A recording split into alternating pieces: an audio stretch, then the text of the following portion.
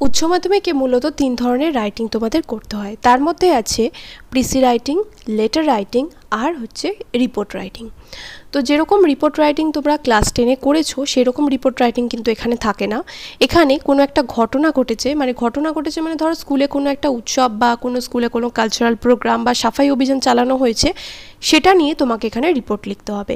কোনো রকম accidental report বা কোথাও রাস্তাঘাটে কোনো কিছু ঘটেছে বা কোনো শপিং মলে কিছু ঘটেছে সেই নিয়ে কোনো রকম রিপোর্ট বা কোনো ট্রেন দুর্ঘটনা, বাস দুর্ঘটনা, এখানে কিন্তু এরকম টাইপের রিপোর্ট তোমাদের করতে হয় না।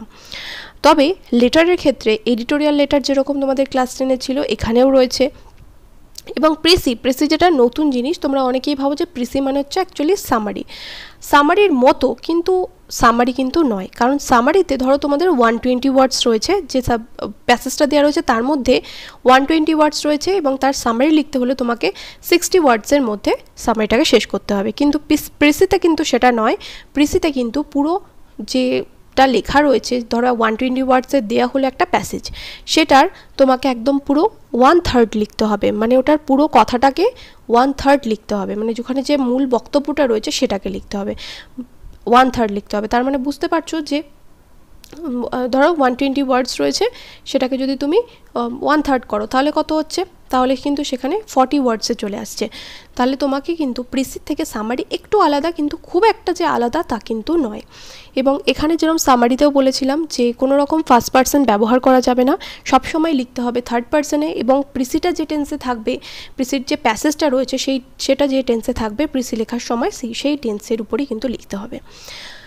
আর প্রিসি কীভাবে লিখতে হয় সেই সংক্রান্ত ভিডিও আমার চ্যানেলে দেওয়া রয়েছে, এবং রিসেন্টলি আমি কিছু ভিডিও বানানোর কথা ভাবছি যে প্রিসি সংক্রান্ত। যারা ভিডিও দেখতে চাও অবশ্যই করে কিন্তু আমাকে কমেন্ট করে জানিও যে হ্যাঁ দিদি, আমি প্রিসিটা চেষ্টা করছি লেখার, প্রিসিটা কীভাবে সহজ করে লিখবো একদম তোমাদের শিখিয়ে দেবো।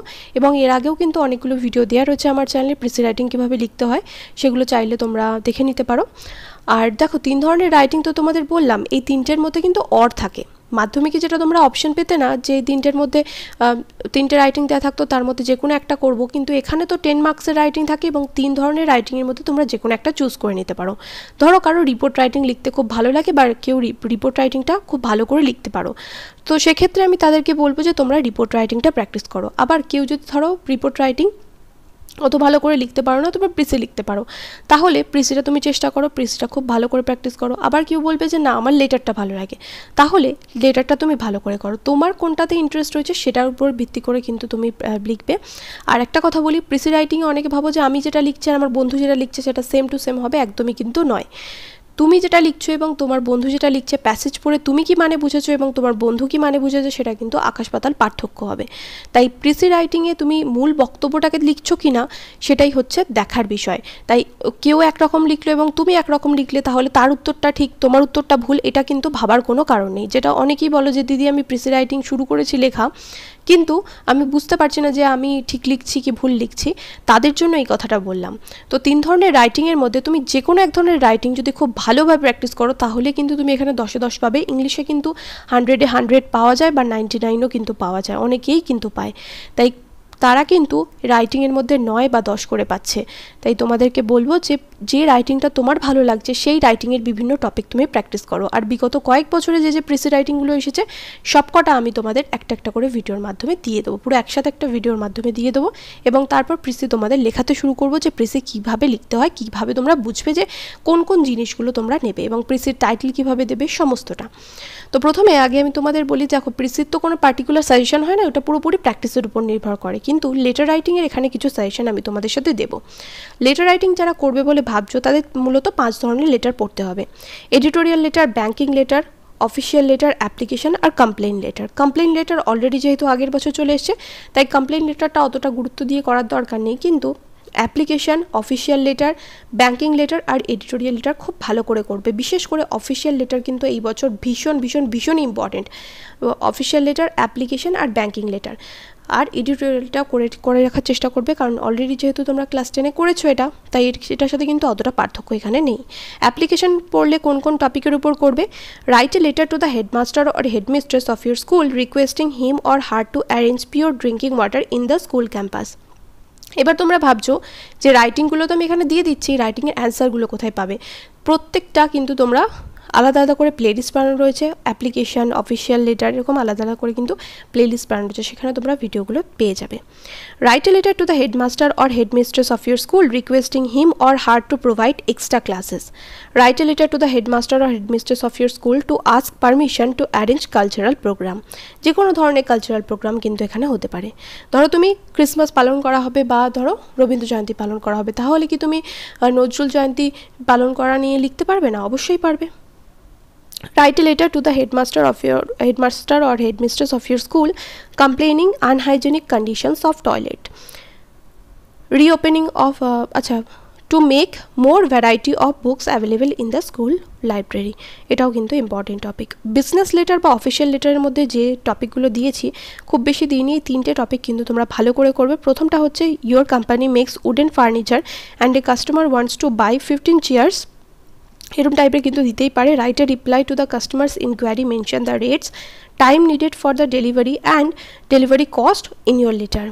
তারপর হচ্ছে letter to the postmaster about the change of your residential address, অর্থাৎ তুমি তোমার বাসস্থান পরিবর্তন করেছো, তো সেটা চেঞ্জ করা নিয়ে তুমি তোমার পোস্টমাস্টারকে চিঠি লিখবে। Write a letter to the postmaster complaining about the delay in delivery of a very urgent letter addressed to you due to the negligence of the postmaster. এরপর banking letter, right a letter to the bank manager for issuing new passbook. Write an application to the bank manager to open A savings account. এরপর editorial letter দেখো, right a letter to the editor on the price rise of essential commodities. Irregular clearance of garbage, complaining indiscriminate use of plastic, আর হচ্ছে complaining about ragging in educational institution। এটা কিন্তু ভীষণ important topic, অবশ্যই করে এগুলো practice করো। এরপর আমি তোমাদের দেখাচ্ছি যে কোন কোন রিপোর্টগুলো তোমরা প্র্যাকটিস করবে। দেখো, এই যে রিপোর্টগুলো আমি এখানে দিয়েছি, এই রিপোর্টগুলো কিন্তু ভীষণ ইম্পর্টেন্ট, অবশ্যই করে এই রিপোর্টগুলো প্র্যাকটিস করো। আর 2 নাম্বার এখানে রয়েছে না, এগুলো সব কিন্তু টাইটেলের উপর নির্ভর করছে, উপরে তুমি কী শিরোনাম দিচ্ছ সেটার উপর 2 নাম্বার রয়েছে। Recently, your school have organized a magic show. Write a report on it or for the local periodical magazine. Write a report on the annual sports of your school to be published in the school magazine. Write a report on the measures taken in your district to look after the health of people and suggest what further improvement could be made. তারপরে কি রয়েছে দেখো, clean up programme তোমাদের স্কুলে হয়েছিল, সেটা নিয়ে একটা এডিটোরিয়াল লিখতে হবে। এডুকেট গার্ল চাইল্ড বলে একটা প্রোগ্রাম হয়েছিল, সেটা নিয়ে একটা এডিটোরিয়ালটা লিখতে হবে। Plant tree, save life and water, এটা নিয়ে একটা editorial letter. Annual prize giving ceremony, এটা নিয়ে হতে পারে। 75th ইয়ার অফ ইন্ডিপেন্ডেন্স, এটা এতটা ইম্পর্টেন্ট নয়, তবে তোমাদের আমি যেটা বলবো সেটা হচ্ছে এই যে শুধুমাত্র 7 নম্বরটা বাদ দিয়ে বাকি যে 7টা টপিক রয়েছে, যারা ভাবছো যে রিপোর্ট রাইটিং আমি করব, তারা কিন্তু একটা টপিকও বাদ দেবে না, প্রত্যেকটা রিপোর্ট কিন্তু অবশ্যই করে যাবে।